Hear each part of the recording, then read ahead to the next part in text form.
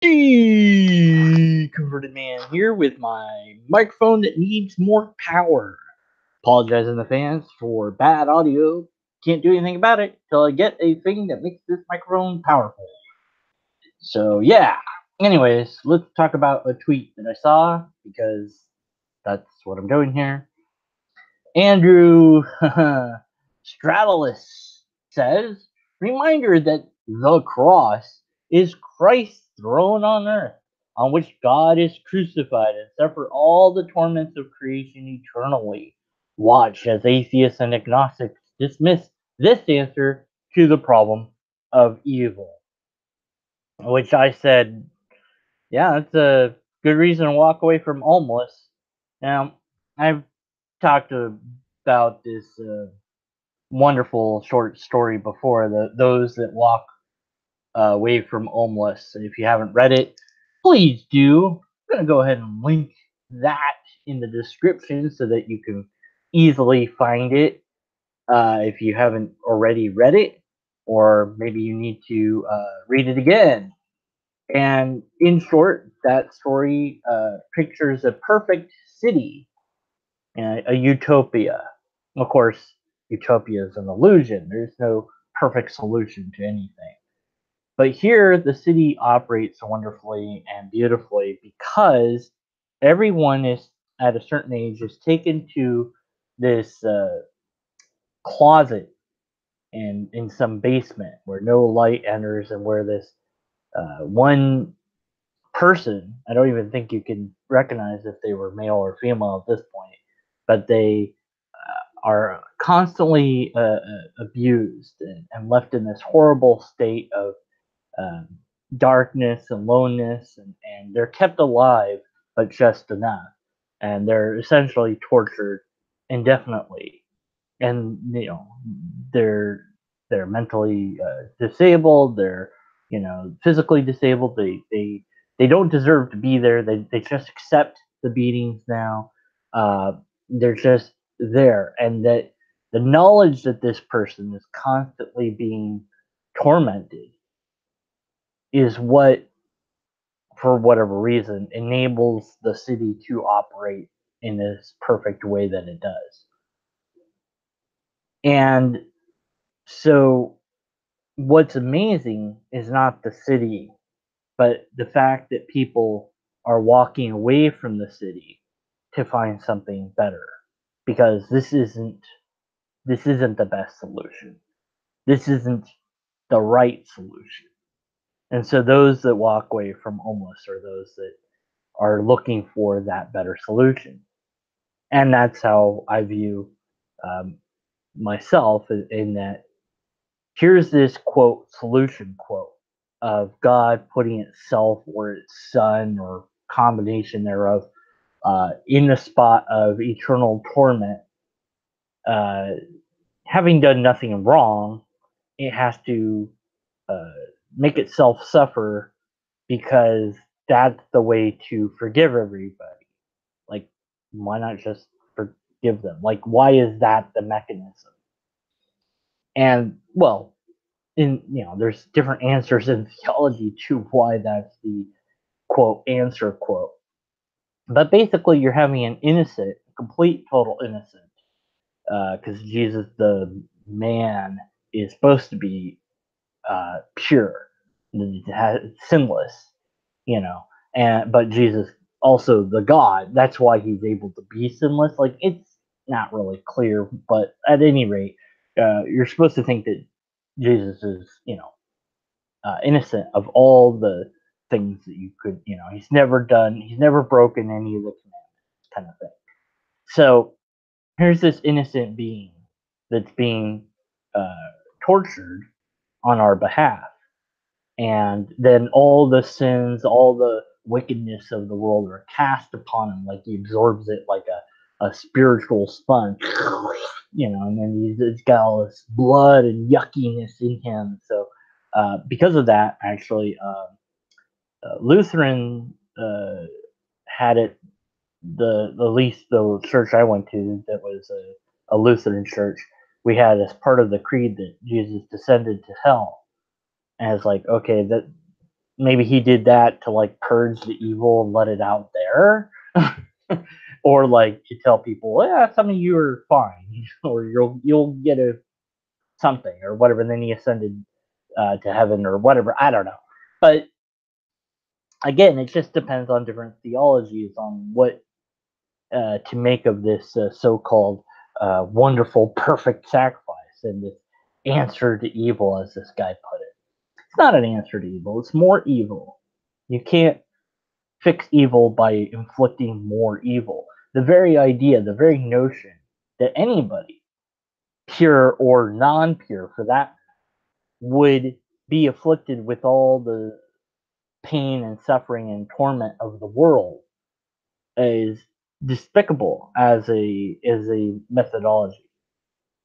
So, you know, it doesn't matter if it's voluntary or not. It's just it's abhorrent.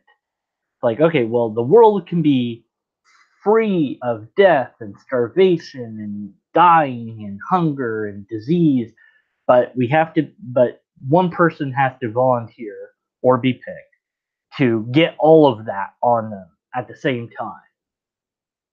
That's that. No, I mean, you would say, well, but it's an awfully good outcome because the means justify the ends, and for some they'd say, well, I would certainly volunteer, but that we would find that to be a good solution only because we're limited humans, we might, but an unlimited being that would think that that's the best solution it could come up with.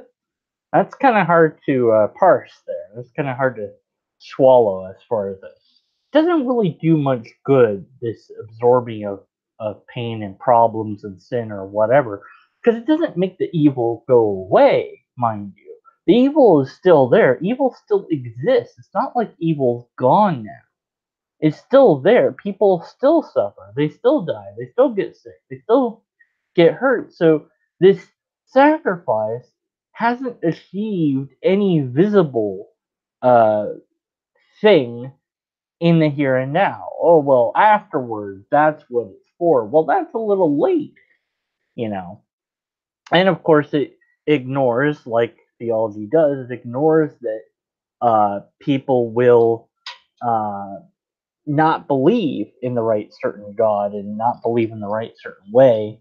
And so those people will suffer forever because they didn't believe the right thing at the right time in the right way or whatever.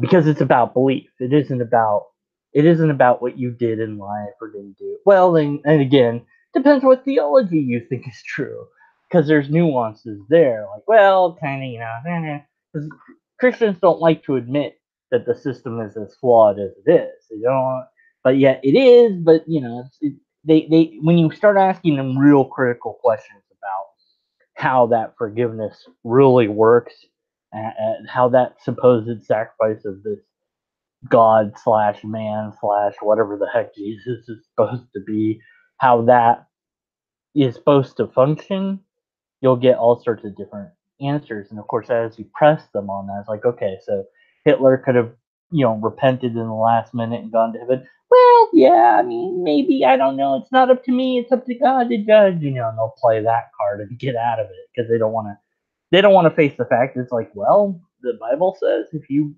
repent and you mean it, then you get that ticket out of it's like, well, but you have to mean it. So it's like, well, I'm and then, so there's all this wiggle room. And of course, there's the idea of once saved, always saved, which means no matter what I do, I'm going to heaven, even though I don't want anything to do with it, because I've been a Christian, so therefore I'm good to go. Like, so I guess you just if you can force yourself to believe one time and then give up that belief, you're good if that theology is true. It's that sort of absurdity that is present in religion that doesn't and cannot answer a problem of evil, which is that things are not good. Things are not uh, in favor of humanity or other living creatures or life itself or the physical universe for that matter. I mean, things are ordered to fall into disorder. And that sort of chaos is understandable from a naturalistic perspective, but not from a theistic perspective if you're intertwining your theism with a God that cares. If your God doesn't care, then it's easier to mix those two together. Or if your God does care but doesn't have all this power, then it's easier to mix. But when you combine these elements of I have this ultimate power that also cares and can do anything and yet doesn't fix the problem, but will eventually fix the problem. Like later on, after you step through the door that nobody comes back from, then that, like, but nobody's like, how do I know what's beyond the door because nobody's seen it? Like, how do I know that that's just not death and that's it? It's like, well, no, that's paradise is on the other side of the door. Like, yeah, have you seen the other side of the door? No, but really, it's there. Well, how do you know? You don't. And so you're given an empty promise that's the answer to evil is you know it's made up for by all the bliss that you'll receive, but only if you did the right things, made the right sacrifices to the right deity in the right way or whatever. And it might be true that making the right sacrifices in your life in the here and now will lead you to things that make you a better person in the here and now. That certainly might be true. But as far as anything afterwards, no. And as far as throwing it all on somebody uh, at all, let alone somebody innocent, then where's your responsibility, your personal responsibility for what you've done or haven't done? You're taking no responsibility for yourself. And so it's like, oh, you know, if you see somebody that could be helped and you could help them and you walk on by and you do nothing, that's considered a sin, and even in the Bible, but yet it's okay because you're forgiven in the Bible. But in reality, you're not forgiven. It's not okay. And hopefully you learn something from that as you regret it later in life and you tell others about this thing that you regret. Maybe somebody somewhere will be helped by that horrible thing, but you can't undo it. But a real deity, a real God that had power could undo it, could make it that you remember that lesson, you go back in time and you're able to undo it. And so you remembered the lesson no matter because paradox doesn't exist with God, so but you remembered that how you felt about it and how much you wish you could undo it, and this God that you pray to would be like, fine, I'll send you back in time, you undo it, and then you arrive back here in the future with not much altered or maybe nothing altered except for that you didn't hurt that person this time. Wow, that would be amazing, and that you somehow know that really happens, not just a dream or whatever. But those sort of miracles just don't happen. No miracles happen, in fact. Nothing but mundane things happen. People attribute it to God. It's like, oh, prayers work. Yeah, they work to do absolutely nothing. You might as well roll an 8 ball around, and those magic 8 balls, you'll get the same answer: yes, no, or wait. That's not an answer. It's not a consistent answer. It's not an answer because it's just nothing. Whereas a human, you might ask somebody, "Hey, can I get some money?" And they'll be like, "Yes, no, or some or go f yourself." They'll tell you something. They'll give you an actual answer. Maybe it is weight, but then they'll actually produce it. At some point, or they just won't. But at least they're telling you. They're actually answering you out loud in a way that's perceivable, and then following it up with action. A couple of my friends on YouTube helped me out with a little bit of money, uh, and I was just extraordinarily grateful for that. And it's like, well, it's not gonna change your life. It did. It impacted me to know that they care enough to do that. That matters.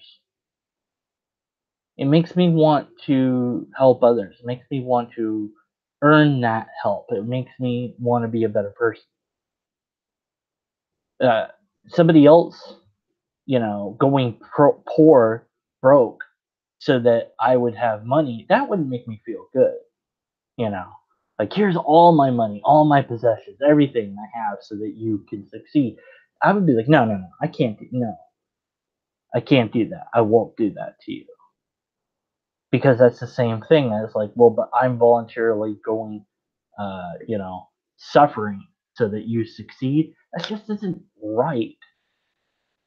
It doesn't solve the evil, and even if it did, I think that at some level it would be evil because there's got to be a better solution. Plus, again, the solution doesn't really solve anything. It's not like Jesus dies and then there's no more evil. That would at least be something. If if after this event in history there was no more evil, and the only way that we could explain it is with this thing, that would be something else entirely to talk about. But of course, that's not the situation at all, not even close. So I guess I give this guy what he wants in a way, because here I am saying this doesn't fix the problem of evil. If anything, it's a more evil act that you're pretending fixes the problem of evil. But even if I said that act, uh, you know, somehow fixes evil, it fixes evil after you're dead, maybe, if you believe in it and if you accept it, and if you did this and that and the other thing, and say the right words and believe the right things in the right way and do the right actions, and even then you're not really guaranteed, because the Bible is wishy-washy on what allows salvation. And you pin Christians on that point, they will squirm and wiggle and worm, and they will hate that uh, you're asking them to produce a coherent system from this incoherent idea. But yeah, what are you gonna do with that? So that's that tweet. If you have a tweet or something you want me to talk about, let me know. Hopefully, I'll get this microphone thing and fixed up so I can actually be heard and not have this mumblecore technology. Um, and I'll see if anyone is saying anything here. Let's go to the calls. Wait a minute. Uh-oh, that's the wrong button. That one might have to just end the broadcast because everything is going berserk here. Oh no, I found the link for those that walk away from Omelas. So I put that in the description just in case. Now walk away.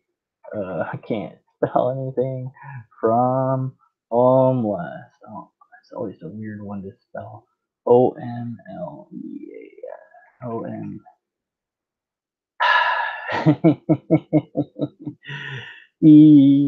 yes, there we go. Wow. Okay. My brain's like, yeah, you're trying to type and talk. No, it's not you're not allowed to do that.